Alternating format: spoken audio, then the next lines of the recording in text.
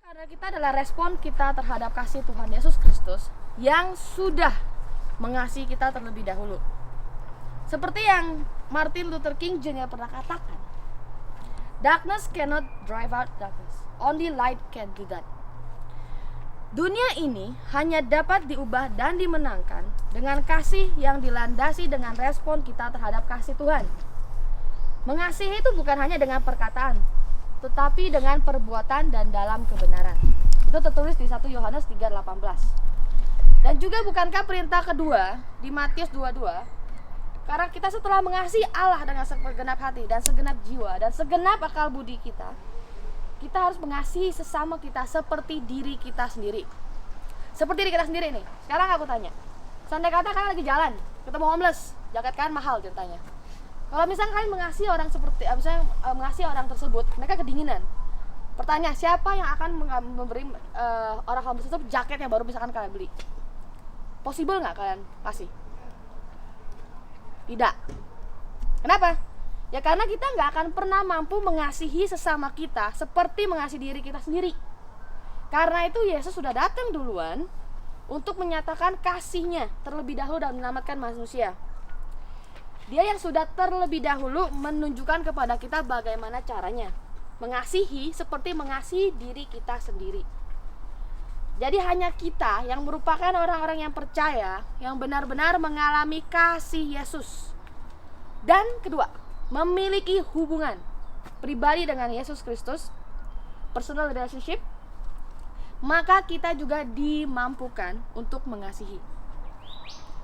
Dan kalau misalkan kalian ingin suatu saat nanti ingin kalian mengajarkan kayak tentang the truth of the gospel ke teman-teman kalian, it's okay, it's good.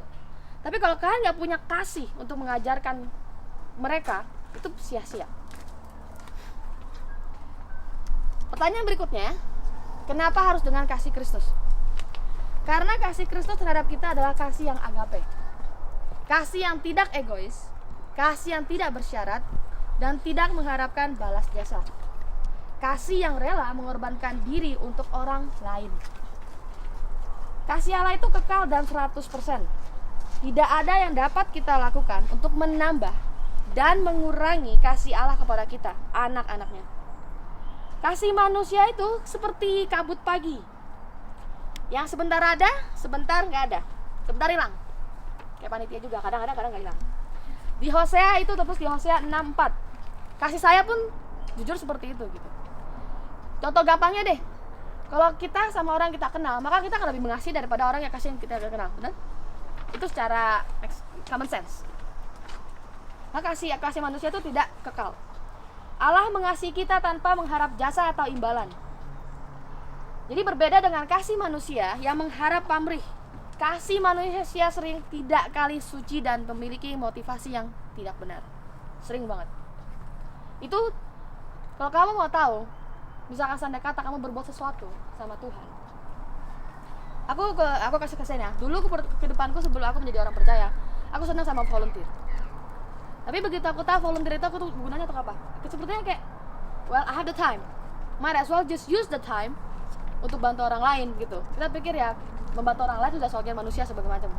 Tapi kalau kita deep down, kalau aku benar cari, itu karena aku bisa merasa I feel good about it.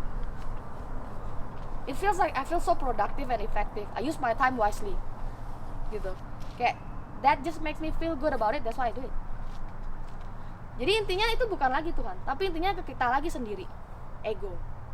Kita sudah mendahulukan Tuhan. Untuk keinginan tersebutnya kita sudah mendahulukan Tuhan. Jadi kasih manusia seringkali tidak suci dan memiliki motivasi tidak benar. Dan Tuhan akan reveal itu saat kita benar-benar minta Tuhan, search me, selidiki aku. Jadi bagaimana kita bisa mengasihi seperti Allah? Pertama-tama, always back to Jesus, always runs back to Jesus. He is the ultimate reason why we love others. Di 1 Yohanes 4:19, kalian bisa baca. Kita mengasihi karena Allah lebih dahulu mengasihi kita. Saat kita lupa akan kasih yang kita terima dari Yesus, maka kasih kita kepada sesama menjadi bersyarat, conditional love. Cengli, kalau kamu udah gak baik lagi, ngapain aku baik agamamu? Ini terjadi karena kita tidak lagi melihat pada kasih yang kita terima, tetapi karena kasih yang kita berikan. Karena kita nggak lihat lagi, kita udah nggak lihat lagi sumber kasih itu dari Tuhan, tapi kita melihat dari kasih yang kita kasih ke mereka. Kita fokusnya ke situ. Kasih kita itu tipis dan bersyarat, tidak akan bisa bertahan lama dan menjadi kering. Karena kita tidak menarik atau mengambilnya dari sumber yang kekal.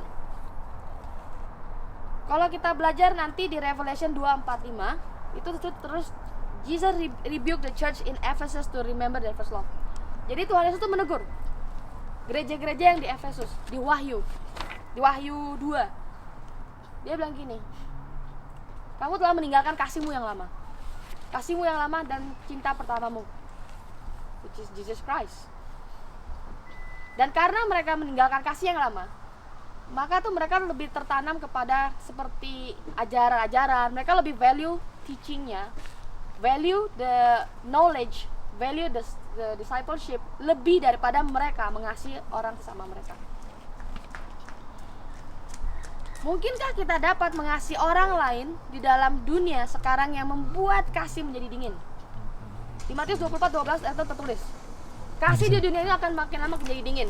Contoh, kita sudah bisa lihat recently yang Angry Birds, yang di Jakarta, apalagi yang di Pengoboman gitu. Sepertinya orang-orang tuh tidak mengambil nyawa orang tuh tidak kayak, atau memukul orang tuh sudah nggak usah mikir 2 kali gitu.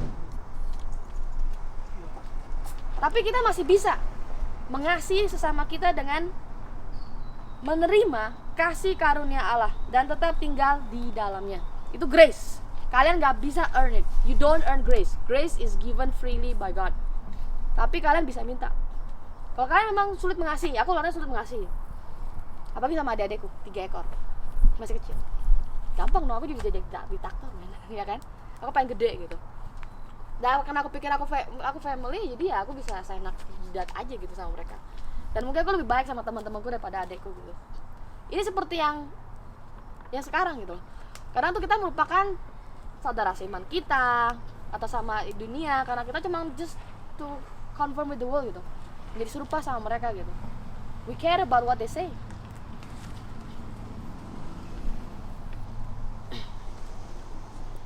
Di sini juga tertulis, bahkan untuk mengasihi tidak mungkin kita bisa lakukan jika bukan karena kasih Tuhan. Kalau bukan kasih Tuhan yang mengubah saya, walaupun saya masih dalam proses mengasihi, itu nggak akan mungkin. Karena pada dasarnya manusia itu maunya menolak kasih, apalagi memberikan kasih. Gitu. Kasih kita cuma conditional, ingat. 1 Yohanes 4:7-8. Saudara-saudaraku yang kekasih, marilah kita saling mengasihi, sebab kasih itu berasal dari Allah. Dan setiap orang yang mengasihi lahir dari Allah dan mengenal Allah. Barang siapa tidak mengasihi, ia tidak mengenal Allah, sebab Allah adalah kasih. Di sini terus adalah Tuhan adalah kasih, tapi tidak semua kasih adalah Tuhan. Jadi jangan dibolak-balikin, oke? Worst case, siapa yang tidak dapat mengasihi, maka itu tanda ia bukan milik Tuhan. Bukan tanda yang milik Tuhan. Ada yang waktu itu tanya aku deh, kalau kita udah selamatkan, gampang dong kita tinggal ngaku dosa, habis itu kita dosa lagi, kita juga dimaafkan kan, semua itu kan istilahnya kita udah selamat gitu kan. Kalau kamu belum itu, maksudnya masih bisa berpikir seperti itu berarti kamu belum 100% penuh percaya, karena kamu tidak ada kasih dalam hidup kamu. Karena masih berpikirnya mau mengasihi orang terus udah gitu minta repentance gampang diselesai. No, that's not how you do it. That's not how kasih works.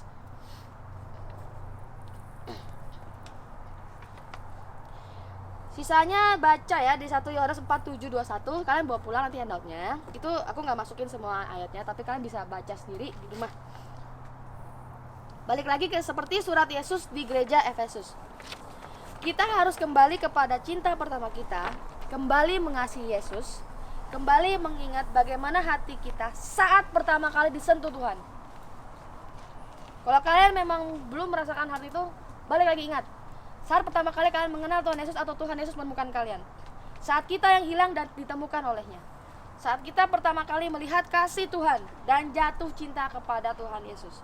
Ingat-ingat seberapa besar, jauh, seberapa antusiasnya kita mau berbuat apa aja untuk Tuhan. Pasti dari kalian juga banyak yang fire up kadang. Saya bisa melihat itu. Kalau kalian seperti kemarin, kalau kalian ingin meloncat untuk Tuhan Yesus, kalau kalian ingin tuh semua sepertinya refleks gitu kan. Kalian ingin bernyanyi bersorak-sorai buat Yesus, itu refleks gitu. Karena kasihnya itu kalian merasa kasih Tuhan Yesus itu luar biasa gitu.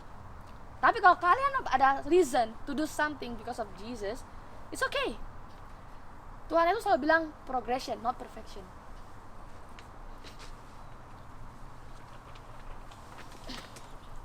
Jadi hanya kita saat mengingat itu dan melihat ke hati kita, pada saat itu kita mampu melakukan poin berikutnya. Nah, udah setengah jalan. Cepat ya. Next. Mengasihi orang lain dan reach out. Tapi tetap aja lebih sulit dari kita bayangkan. Apa yang ada di pikiran kita saat kita mengatakan mengasihi orang lain? Apakah dengan mengasihi orang-orang yang terlantar atau mereka yang membutuhkan? Apa sejauh itu pandangan kita? Jika iya, kalau kita sudah bersedia untuk reach out, pertanyaannya adalah apakah kita sudah cukup reach in? Menjangkau orang dekat kita. Saya percaya kalian masing-masing punya kehidupan pribadi masing-masing dan berelasi dengan orang sekitar kalian, di kerjaan, di kuliah, di mana? Di jalan, family terdekat, extended family. Sudahkah kalian menjangkau orang-orang di dekat kita? Keluarga kita, saudara seiman kita yang mungkin agak sedikit lost. Seberapa bersediakah kita mengasihi mereka to the extent of sacrificing our comfort? Ya, saya berterima kasih sih kalian sudah keluar dari sini untuk dingin-dingin mendengarkan ajaran ini. Tapi ini to the extent of sacrificing our comfort tuh more than this. It's more than this.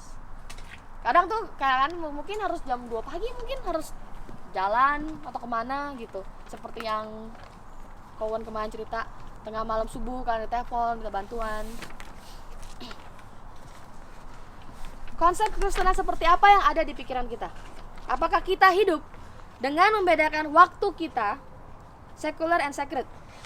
Kekristenan kita cuma di hari Minggu, selalu diulang-ulang ini. Apakah Kristen kita cuma sampai hari Minggu, besoknya udah lemes Seninnya?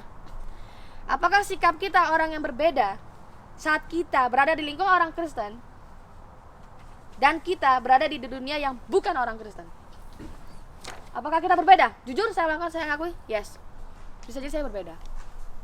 Misalkan di Oikos, di gereja, itu kan lebih mudah mungkin buat saya mengasihi mereka karena sama-sama kita tahu kasih Kristus dan akan gampang, bisa toleransi. Tapi kalau udah mengenal orang-orang yang sekitar kantor sebetulnya kayak gitu. Apakah kalian masih mempertahankan nilai-nilai Kristen? Atau kita sudah menjadi serupa dengan dunia untuk bisa diterima dalam keseharian kita bersama dengan orang yang bukan Kristen? Atau kita tetap berpegang teguh atas apa yang Tuhan tuntut dari kita sebagai pengikutnya? Do you reflect Christ in your daily life or submit to the world? Contohnya, little things. Bergosip pria di lingkungan kerja, bermalas-malasan, tidak memakai waktu yang sudah diberikan, di tempat kerjaan yang seharusnya kamu bekerja tapi kamu menggunakan untuk hal yang lain. That's actually stealing time. Membahayakan diri sendiri terhadap di lingkungan yang sudah jelas akan membuat dunia itu bertanya-tanya, apakah kalian anak Kristen atau bukan? Kok sama seperti dunia? Contohnya, clubbing, drugs, gambling, pornografi, dan kawan-kawan. Satu hal yang perlu kita ingat, di mata mereka yang tidak mengenal Tuhan, kita adalah Alkitab yang mereka baca. Kalau kita nggak berbeda dengan mereka yang tidak mengenal Allah, bagaimana mungkin kita dapat membuat mereka penasaran atas motivasi dasar kita? Kalau Tuhan itu di belakang kita, dan mereka untuk mencari tahu lagi, siapa sih Tuhan kamu? Saya percaya, karena saya ingin mencari tahu siapa Tuhan teman saya waktu itu. Karena dia dengan gampangnya berkata, oh, I feel like she's decent gitu. Dia sepertinya tidak sama dengan teman-teman yang lainnya. Pas saya tanya juga, apakah kamu akan ke surga? Dia selalu jawab, ya, saya akan ke surga, saya sudah diselamatkan. Terus saya tanya, jadi saya ingin cari tahu siapa Tuhan yang tersebut. Tuhan yang kita sembah, yang kita takuti, dan kita kasihi. Itu yang seharusnya kita refleksikan. Di manakah kita saat ada yang kita bisa kerjakan untuk orang lain? Seringkali kita terlalu sibuk dengan urusan dunia dan persoalan kita sendiri, sehingga orang lain pun tidak berani mendekati kita. Minta bantuan boro-boro. Takut. How's your relationship with parents? With your siblings, your spouse, your extended family, your oikos, your church, your classmates, everyone. Di sini saya ditegur juga. Karena family saya, ya maksudnya di atas satu keluarga saya belum. Maksudnya saya sendiri yang sudah percaya Kristus, yang lainnya belum. Dan ini menurut saya juga. Kalau saya setiap pulang ke Indo saya nggak berubah, apa bedanya saya yang percaya Kristus sama yang nggak, sama yang dulu gitu. Akan lebih mudah orang tuh mengkritik kalian saat kalian Kristen. Gampang banget. Kok lu begini sih? Kok lu begini sih? Kok lu begini? Tapi kita nggak usah, ya maksudnya kita memang nggak perlu menjelaskan kepada mereka satu-satu. Kita sendiri punya seragam masing-masing. Dan kita ini adalah masih progres gitu loh. Tapi kita selalu berusaha, yang bisa kita lakukan adalah selalu berusaha untuk menjadi serupa dengan Kristus. Orang lain menilai apa terserah. Tapi dalam hati kita, Tuhan tahu hati kalian. Yohanes 15:4. Yesus berkata, "Remain in me as I also remain in you. No branch can bear fruit by itself. It must remain in the vine. Neither can you bear fruit unless you remain in me." Agar kita dapat mengasihi dan tidak menjadi kering atau grow weary, kita harus tinggal di dalam Tuhan yang adalah sumber kasih. Saya pun kadang kering, kerontang. Malah kalau bisa kadang nggak mau ketemu orang selama seminggu. Sebagai sumber kasih, Allah yang akan terus mengisi hati kita yang dekat kepadanya dengan kasih yang melimpah. Limpahan kasih yang kita alami akan membuat kita tidak mungkin lagi bisa tutup mata melihat kondisi orang sekitar kita, tetangga kita, apalagi kalau mereka emang butuh bantuan kita. Dan kasih dari Kristus membuat kita juga dalam kondisi apapun, keadaan yang kita alami, kita akan tetap dapat mengasihi Allah ataupun sesama. Sebaliknya, orang yang tidak memiliki kasih atau tidak dapat mengasihi adalah indikator bahwa ia jauh dari Allah. Kalau saya lebih setuju, ia menjauh dari Allah, karena Allah itu tidak pernah menjauhi kita atau selalu dekat sama kita. Tuhan Yesus apalagi selalu dekat kita, tapi kadang kita ingin menjauhi. Suatu saat nanti kamu akan di-challenge to share the truth of gospel. Sudah siapkah kamu? Kalau misalnya kamu lagi ketemu teman, ngobrol-ngobrol, terus gue mau ke gereja gue dulu aku aja mau bilang ke gereja itu kayak risih gitu, apalagi sama tugas teammate gue gitu, mau kerja kelompok, gue nggak bisa, minggu gue harus gereja gitu. Buat mereka prioritas kerja kelompok lebih penting, men, ya kan? Gue bilang enggak bisa kerja, tapi kadang kayak saking takutnya, gue bilang ya udahlah, emang tugas kelompok lebih penting. Negosiasi, kompromi sendiri.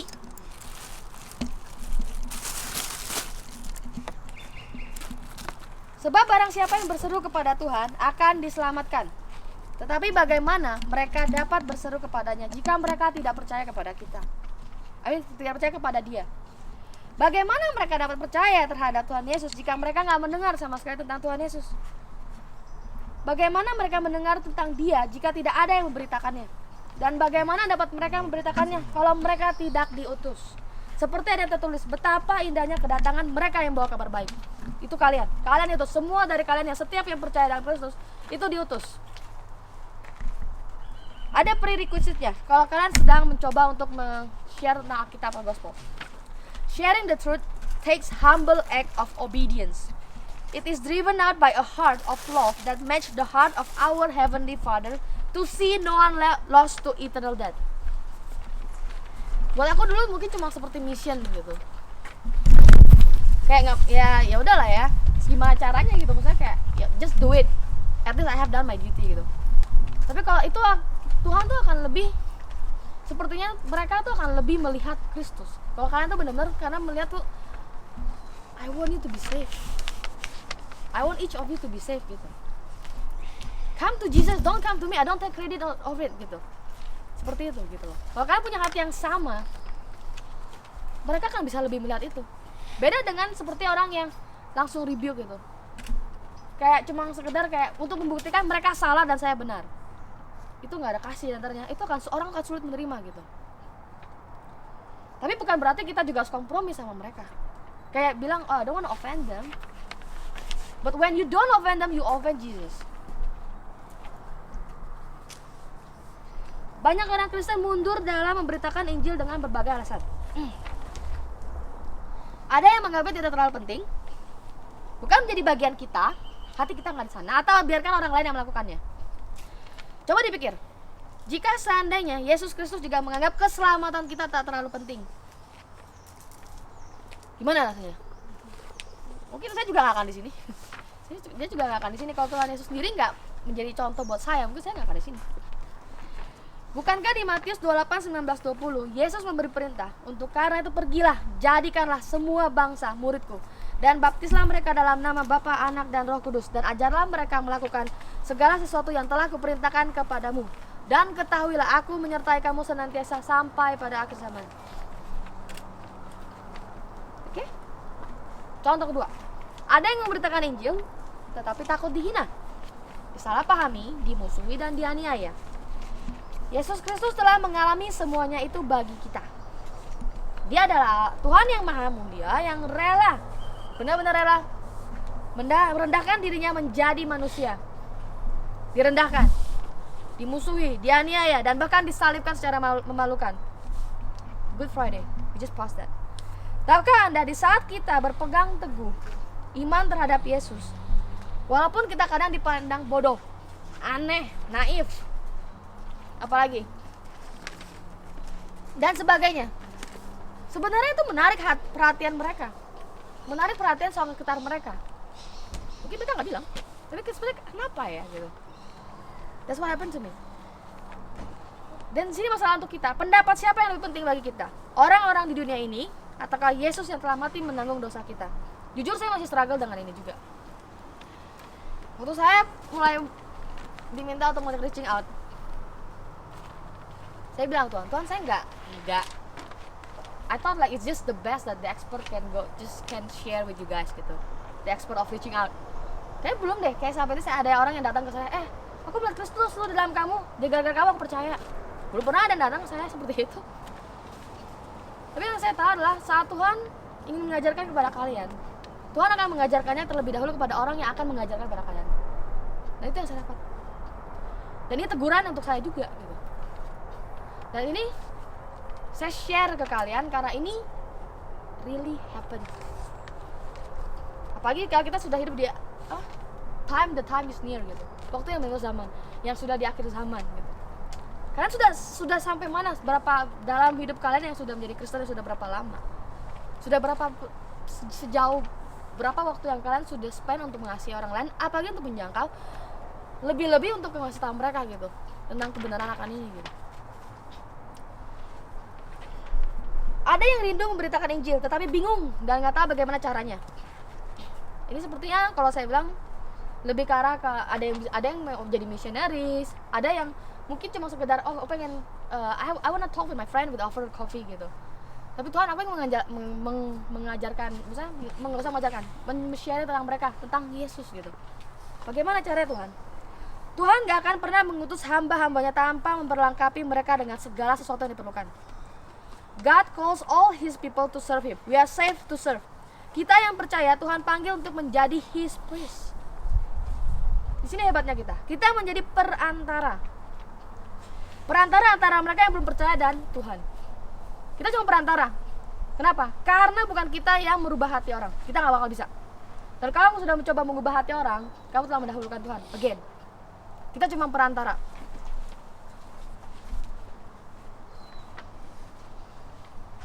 Oh ya dia.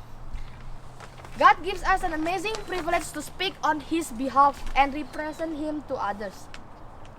We teach others about what God has taught us. At the same time, we also represent people before God as we intercede in prayer. Jadi itu kita perantara. Kita bisa merefleksikan kayak tentang Tuhan kepada orang yang misalkan kepada Minarto, kepada Fendi, kepada yang lainnya gitu. Tapi secara langsung kita juga bisa berdoa buat mereka ke Tuhan. Kita perantara. Tugas kita tuh seperti itu. Tuhan Yesus yang telah menjadi jembatan buat kita kepada Tuhan dan manusia. Kita sekarang perantaranya.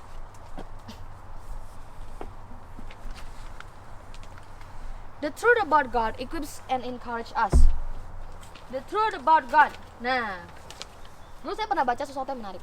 The truth about God. Itu kita cuma bisa belajar cuma di Bible. The truth about God. Waktu itu ditanya begini. Seandainya kata kalian treat this Bible as your phone. Kalau ketinggalan di rumah, pengen cepet-cepet balik. Terus rasanya jantungnya tuh hilang, spot jantung hilang gitu. That's how precious it is gitu. Saya sih belum bisa sih, pas saya baca saya ketegur. Kayak gila, boro-boro bawa, berat. Kita kesini aja mau bawa yang HP ya kan ya. Tapi kita nggak pernah treat Bible kita. Ini textbook yang Tuhan kasih. Semua truth ini tuh semua di textbook semua udah ada. Boro-boro bawa. Jadi sekarang saya mencoba untuk membawa, kalau sedang untuk belajar, untuk ke gereja, memang sulit sih. Apalagi kalau saya udah nggak pengen bawa tas, kayak malas gitu. Terus bawa gini kayak apaan sih, gitu kan? Mau kasih tau dunia enggak kan? Maksudnya, the thing is, treat your Bible as very precious in your life gitu.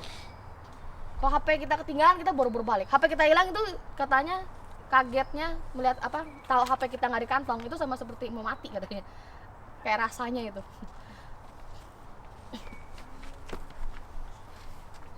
Dia juga yang telah memperlengkapi kita semua dengan talenta tertentu. Katanya bisa main musik. Siapa tahu? I'm not saying. But siapa tahu kamu bisa dengan musik itu kamu bisa memperlebar koneksi kamu gitu. Apa lagi coba? Kayak bisa masak, bisa apa? Kamu datang dengan skill-skill kamu Tuhan udah kasih. Misalkan kamu bisa banyak ngobrol sama orang-orang. Misalkan kamu ke volunteer mana, ngobrol sana sini. Kamu bisa kan dikasih Tuhan tuh talenta untuk berkomunikasi dengan anak kecil. Kamu bisa reach out. Terserah.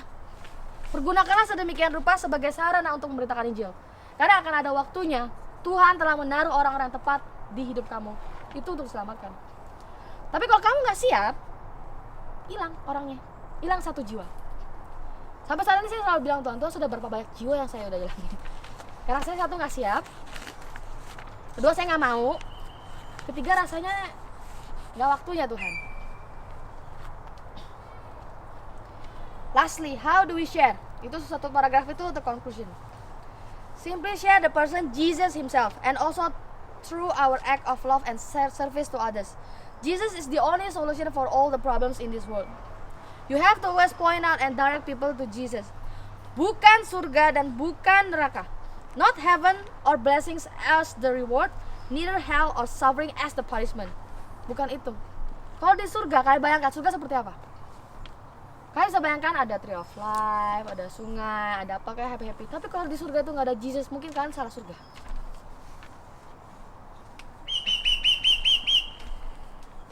Okay, show them that His love as the source is overflowing in you. Kalau kasih Tuhan tuh nggak bisa dibendung. God has done His part. He placed the people just right where God signs on your life for them to see. God also equips you when He wants you to do His mission. You also have the most effective weapon, the Word of God, and prayers for people whom we want to win for Jesus. Kita udah ada Alkitab, tinggal dibaca. Kita bisa berdoa. Sudah berapa sering kita tiap malam berdoa untuk orang-orang yang kita mau jangkau. Your part is obedience to love, even when it means to give ourselves. Our part is obedience. Di setiap area, peran kita tuh cuma satu, taat. Sisanya tuh Tuhan, sisanya. Remember, some people around you may not know the Bible. You are the Bible that they read. One thing that we should keep in mind that everything we do, we maximize God and minimize ourselves. Jangan mendahulukan Tuhan. All the glory belongs to God. So never steal God's glory and take His credit. Oke? Sudah berapa lama saya ngoceh? Jam berapa sih tadi? Saya pokoknya udah selesai intinya. Saya udah kasih handout, kita nggak ada aktivitas apa-apa. Dan sebenarnya kan sudah mulai capek dan kedinginan, saya pun begitu demikian. Tapi saya cuma minta satu aja, 1 menit. 1 menit kalian coba di pikiran kalian sekarang. Siapa yang kalian ingin share about the truth? Siapa yang ingin kalian tuh sepertinya kenalkan kasih Kristus? 1 orang aja. Sekarang coba, ada nggak? Saat misalkan tadi saya ngomong sesuatu, ada nggak seperti Tuhan ketok sesuatu gitu di hati kalian? Kalau ada, saya minta kalian mendoakan orang tersebut 1 menit masing-masing, nggak usah ngomong. Mau share nggak apa-apa, tapi kalau mau doa, maksudnya saya encourage kalian untuk doa sekarang gitu. Oke? Mari kita berdoa.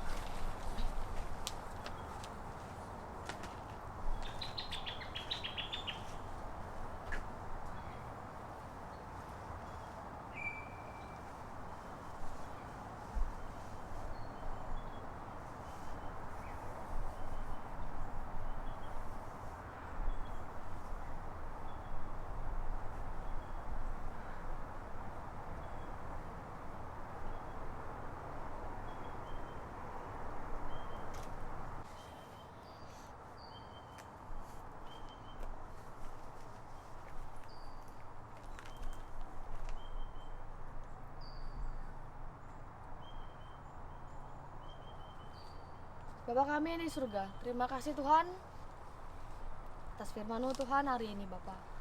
Terima kasih Tuhan untuk orang-orang yang telah Kau pilih Bapa untuk hadir saat ini di sesi ini Bapa. Bapa, kami berterima kasih juga Bapa atas segala hal Bapa yang telah Kau perbuat untuk kami Bapa. Terima kasih Bapa, karena lewat Engkau Bapa kami bisa Bapa kembali bersekutu Bapa dengan Engkau Tuhan. Tuhan, kami rindu Tuhan untuk kembali lagi kepada Engkau Bapa, mengingat kasih kembali Bapa yang pertama Engkau telah berikan kepada kami Tuhan. Tuhan Yesus, jamah setiap hati kami Bapa. Jamah kami kembali Tuhan, kembalikan kami Bapa kepada kasih-Mu yang semula. Dan jangan biarkan kami Tuhan untuk lari dari Engkau sejauh mungkin Tuhan. Kami percaya Tuhan, You are in control for everything. Tuhan, ajari kami lebih lagi Tuhan untuk taat kepada Engkau.